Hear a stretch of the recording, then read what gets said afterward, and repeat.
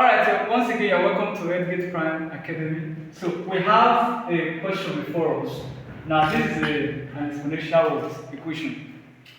Solve for y in 2 raised to the power 3y minus 1 equals to 1 over 16.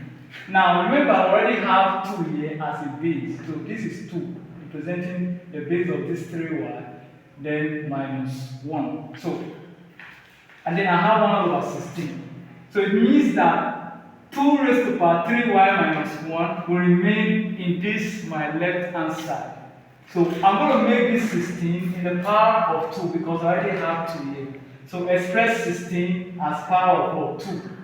So if you express 16 as the power of 2, we are going to have 2 raised to power of 4, which is 2 times 2 times 2 times 2. So 2 times 2 is 4, 4 times 2 is 8, 8 times 2 is 16. So my aim is to express 16 as the power of 2, which is 2 raised to the power 4.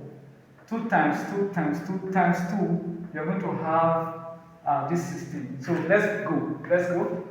I have 2 raised to the power 3y minus 1, then equals to 1 all over 2 raised to the power of 4. So we already have something like this here. Now, in this case, there's what we call what negative index power of indices. So I'm going to have 2 raised to the power 3y minus 1 is equals to, now this one also, I'm going to express it in negative form, which is 2 raised to the power of minus 4. Remember that 2 raised to the power of minus 4 is equals to 1 all over 2 raised to the power of 4. Same thing here. So it's what I have here. So 2 raised to the power of minus 4 is equals to 1 all over 2 raised to the power of 4. Now, what you have here is that we don't have all the same base. So this is 2 and this is 2. So I'm going to cancel this. I'll cancel this. So I'll be left with 3y minus 1 equals to minus 4.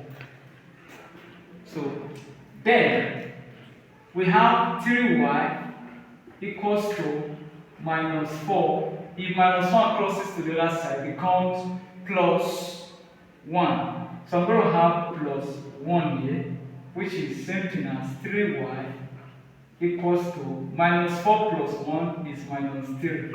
So we are going to divide both sides by 3 because 3 has what? A variable, which is y. Now I'm going to have y equals to minus 3 all over 3. Minus 3 divided 3, you're going to have, therefore, y is equals to minus 1. So the answer to this equation is minus 1. Solve for y. So y is equals to minus 1. So I hope you understand. So do well to comment your suggestion or anything that maybe any question in the comment section, and then do well to also follow us and then like some of our videos that we have on TikTok, on Instagram, and also on the YouTube and on Thread, on X. But do well to follow us in all of our social media handles.